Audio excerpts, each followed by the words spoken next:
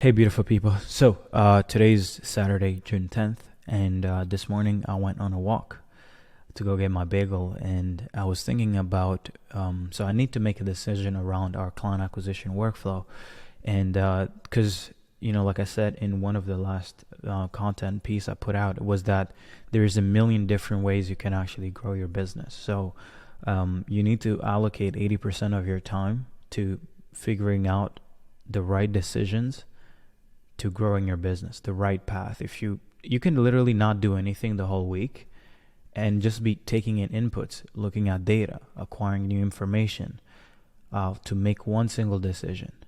Most people, what happens is they'll get one short from an influencer and they'll take that and go make decisions on scaling their company, and that is the worst path. That is the wrong process to making decisions for your business. And that's why I've had clients who come to me and they're like, hey, I've been through this program, I've been through this program, and I'm still broke. And the reason why I'm going to make this video is not necessarily to kind of like show you, oh, this is the right sales funnel you need to use for your funnel. No, that's not the point. The point is I want to help you make decisions. And in today's video or podcast, if you're listening to it on the pod, is I want to actually leverage this quote that we always hear, which is hard decisions, create an easy life, and easy decisions create a hard life, right?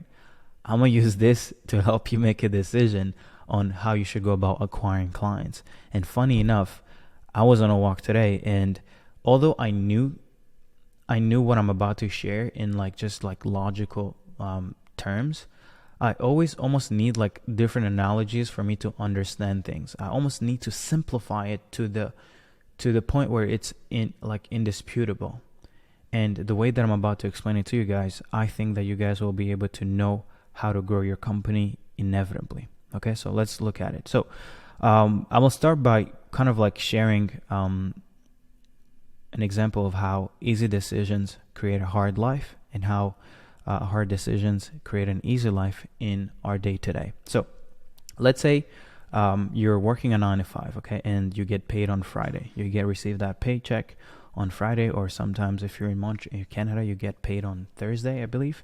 So Thursday or Friday, you get your paycheck, and that same evening, you get invited by your coworkers or your friends to go out in a club or at a bar or at a restaurant, or you get invited to someone else's home, right? Well, the easy decision, the thing that's going to give you the instant gratification, the pleasure that's going to make you have fun that same day, is to say yes and to go out, which most people do. Okay? Now, let's look at the second and third order consequences, fourth, fifth, of this type of decision making, which is optimizing for the easy decisions. Easy decisions can be like, hey, what is the thing that I want? And when do I want it? Okay, what is the path that leads me to getting that thing?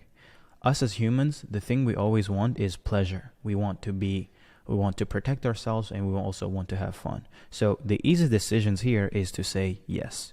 Now, what is the outcome of such a decision? Well, you're broke by Sunday, okay? So you go out on Friday. You're probably all going to go also out on Saturday.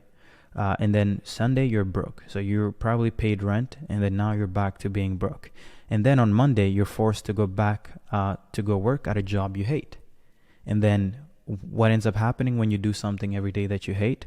You start drinking more. You start smoking weed every day, or maybe even sometimes before work. I've heard people that smoke weed before work, and to me it's like are you that much of a zombie that you're just going through life like a zombie where you have literally no purpose in life? Like for me, if you smoke weed in the morning, like if you're listening to this and you smoke weed every morning, I'm like, you can kind of use the excuses that, oh, it helps me focus, it helps me do this. I'm like, brother or sister, stop the excuses. Get off the weed in the morning. It's stupid, right?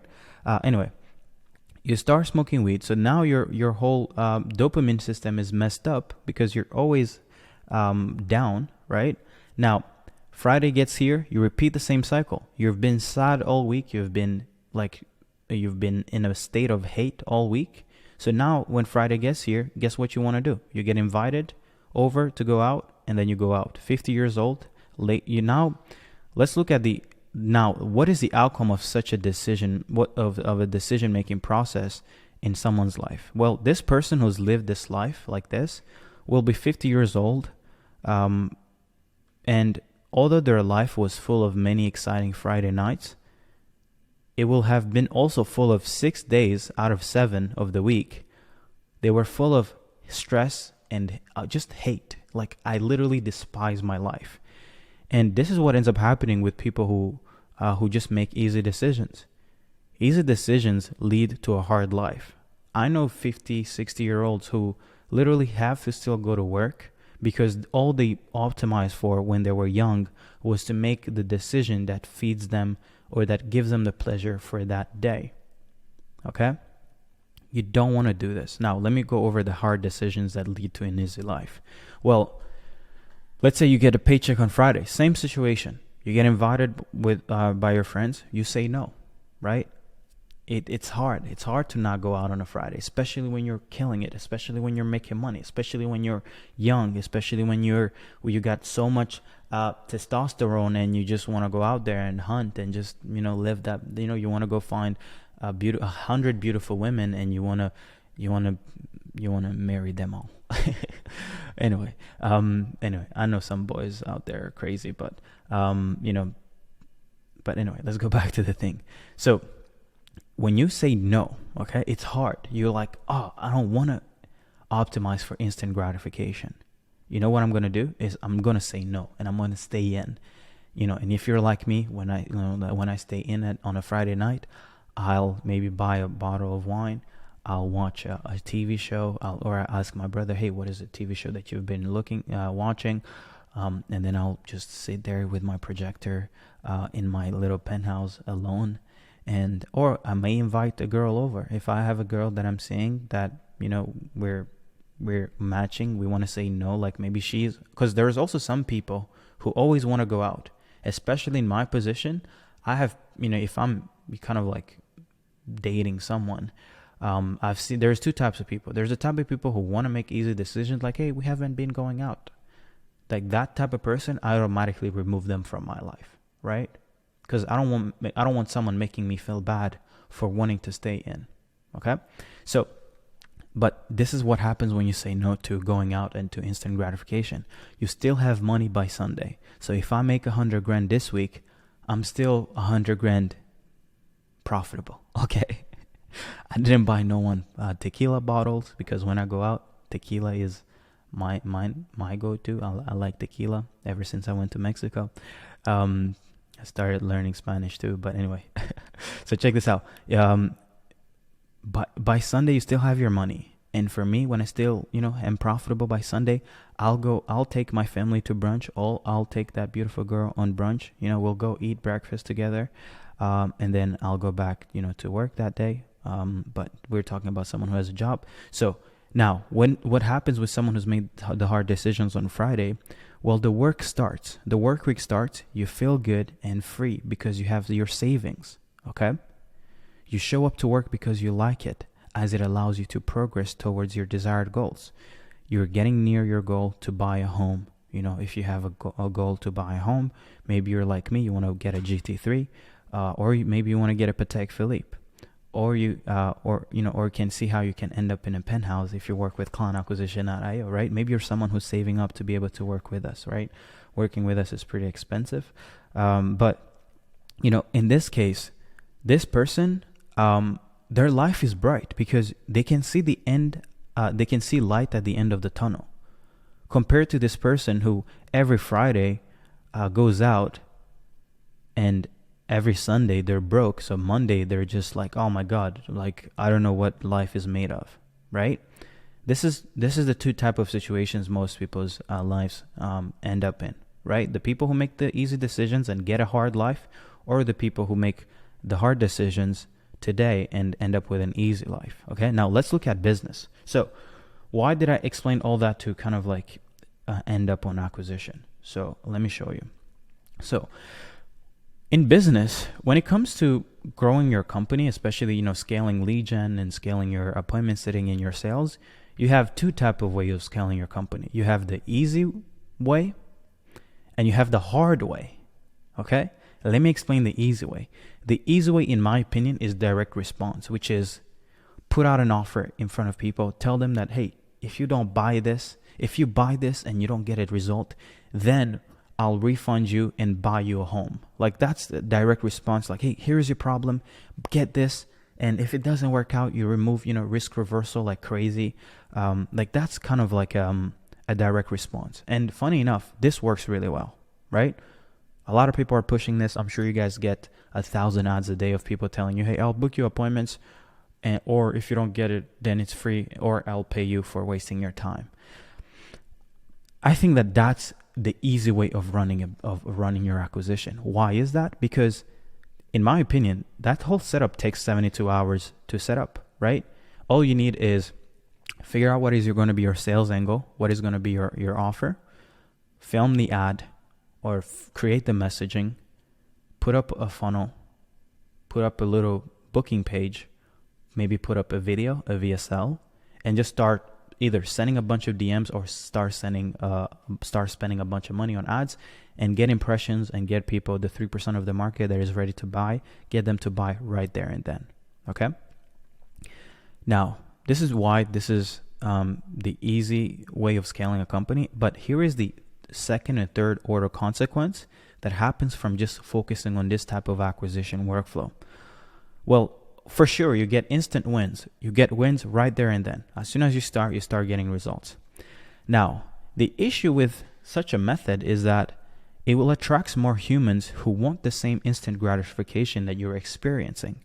So it attracts insane amount of competition. And when you have a lot of competition doing the same thing as you, the cost to experience that instant gratification, that booked call, that closed deal, goes through the roof. Okay, because 3% of the market can only be offered, can only be tried, can only handle so many offers at once, right? It's the same pool of people. Let's say if there is 1 million prospects and you have 1,000 business owners pitching the same thing to that 1 million people. Well, if it goes from 1,000 businesses to 3,000 businesses, well, the cost to get that attention also 3x's, maybe scales exponentially. It doesn't scale. It's like an asymmetrical type of scaling, right? The cost per desired outcome becomes too expensive. And this is where you guys see some people's businesses breaking. And this is why most people in this online space, businesses, whether that be an agency owner, whether that be a coach, whether that be a consultant, whether that be an info product guy or girl, go out of business after 4 to 5 years. Okay? They go out of business because their business broke. Their way of acquiring a client is not sustainable because they were only optimizing for, hey, I want to get rich today. I want the lead who want to buy now, and I want to get their money now. And the issue with this is that this is not a sustainable way of acquiring clients. Okay? It is the fastest way to make money, but it's not the fastest way to grow your company and the most sustainable way. Okay? So that means that easy decisions in business lead to failure inevitably over the long haul. Now let's go back to the hard way of running your business and making decisions on your acquisition. Maybe you, instead of trying to push just like a direct response, instead you put up a training that goes over how to solve the prospects, the market's problems. Okay, it could be a educational lead magnet, and once someone opts in, you educate them, and maybe you put up a triager so that when they opt into the training or when they get offered the thing, someone calls them and they're like, hey, I noticed that you entered to learn how to, let's say, get UGCs for your brand, or get more qualified appointments for your real estate agency. And then that person is not necessarily trying to close that person. They're just trying to figure out, hey, are you the qualified person that we can help? If they can help them, then maybe they can set them onto a call, right? But for me, what I like to do is I like to have a triager, I like to have a setter, and I like to have retargeting ads. Retargeting ads, the setter and the triager is just meant to qualify, to take from the pool of people who opted into the solution training. And then I want them to get even more educated. Okay, this is where it's important. So I want to give them the solution, I want to educate them, and then I want someone to reach out or an ad to reach out to figure out if they're qualified, and I want to offer them more value. And then once they've consumed that second step of value, stage of value, then I want someone to set them on a call or through an ad, a retargeting ad, onto a call, right?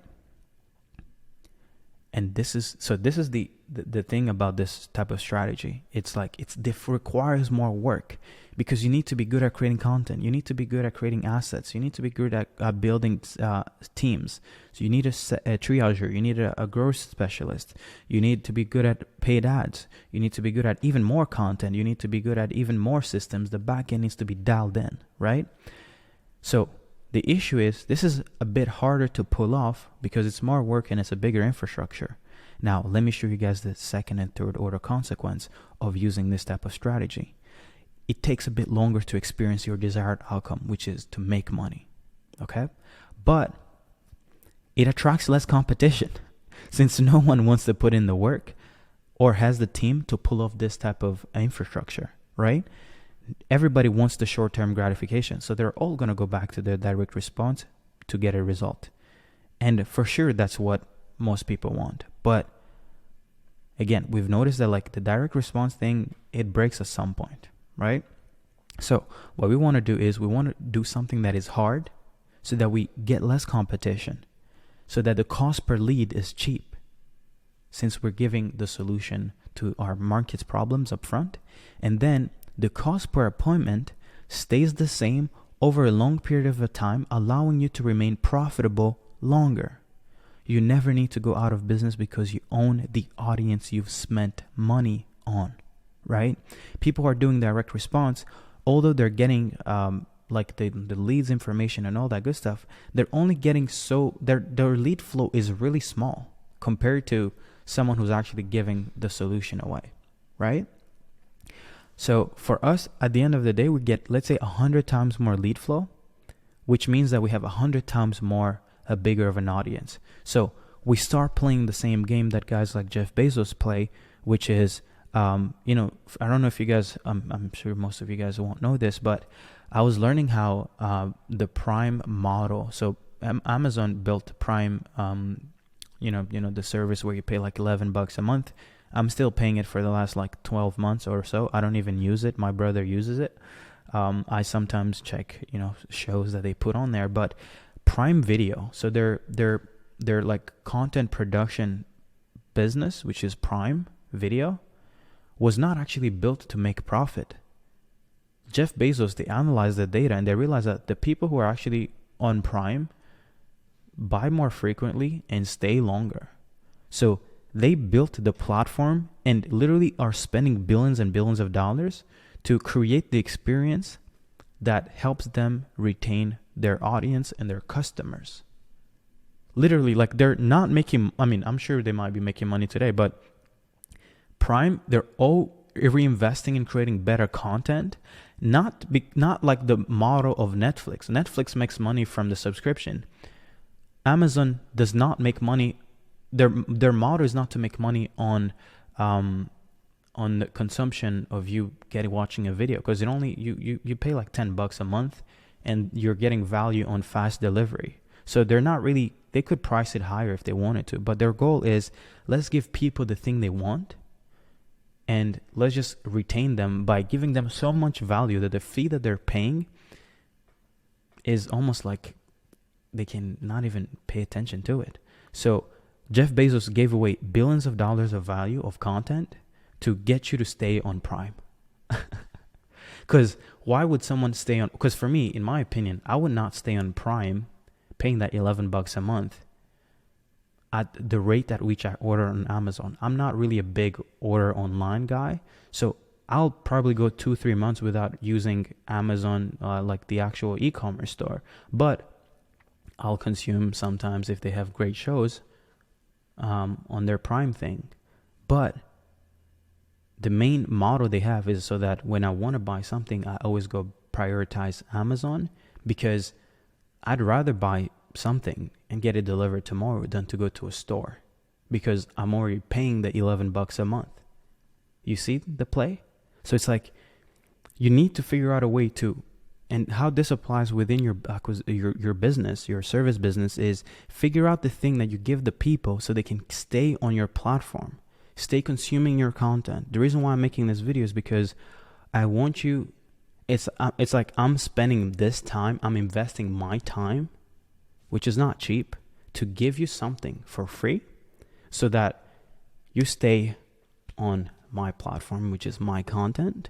And then whenever you want to buy an acquisition infrastructure, who do you think you're going to go to? The same way that when I want to buy a new, like let's say, I don't know, something that I need at home, I'm going to buy it from Amazon because they're the ones who are the closest to giving me the thing that I want. So whoever can achieve that type of thought process, thinking longer term, is the person who's going to pull off the most amount of wealth forever. So let me know what you thought of this. Did this help out? Like, hard decisions lead to an easy life versus easy decisions leading to a hard life. It works the same way on your client acquisition. If you do what's easy and what everyone is doing, then you're going to experience harder times over the long run at scaling and sustaining your growth. But if you do the hard things, which is what we specialize in with our clients, we build them teams, we build them systems, and now we're going to also be helping them with running ads. But the first thing is we're turning them into people who can really create content that makes people want to, that makes it more effortless to decide to work with them than a total stranger. So have a beautiful day, guys. Hopefully this one was good. Bye-bye.